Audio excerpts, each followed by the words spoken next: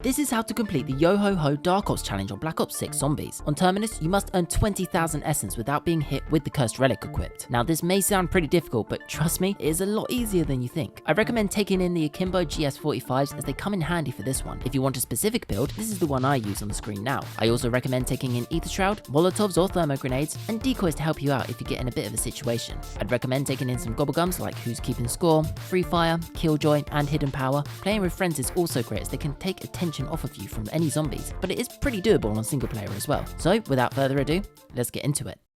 You must first obtain the Cursed Relic, so once you have turned on the power, grab Melee Macchiato and head into the sea caves, and next to Speed Cola, there will be a breakable wall you can punch. This will reveal a skeleton with a treasure map, and to proceed, you must bring him his watch, marked as X on the map. Use your TAC map to compare it to the captain's map, and go to that location. It will be quite obvious when you come across it, so once you do obtain it, bring it back to him, and he will then request you to bring 3 cursed coins from fallen crew members. This can be pretty difficult as all 3 of them will be Mangler HVTs, so make sure your gun is upgraded enough to defeat them. You will also need something that will produce fire, like a Molotov or Thermo Grenade. One of the skeletons can be found on the shipwreck, leaning up against the mast of the ship. All you need to do is throw the Molotov or Thermo Grenade onto them so that they light on fire. You'll get a small quote from the HVT and it will spawn, which you then must kill. When you do, it will drop a cursed coin. You'll need to bring this back to the captain, and when you do, the X on the map will disappear. You now need to move on to the next one on Temple Island. The skeleton can be found to the entrance of what used to be a temple. Simply throw down your next Molotov or Thermo Grenade, wait for the HVT to spawn,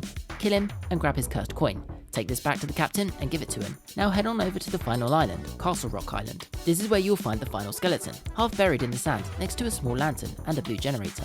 Again, throw your Molotov or Thermo Grenade at it, kill the HVT once it spawns, and take its cursed coin to the captain. By the way, you can kill these HVTs in any order. Once this is complete, some dialogue will take place, and after it is finished, you will be rewarded with some gold rarity weapons. But this isn't the last step. Now head over to Grab Island, and you will need to survive a couple of rounds on there without leaving until lightning starts striking down on it. Once it does, head over to the back of the island and a small chest will have spawned, and inside it will be the Cursed Relic.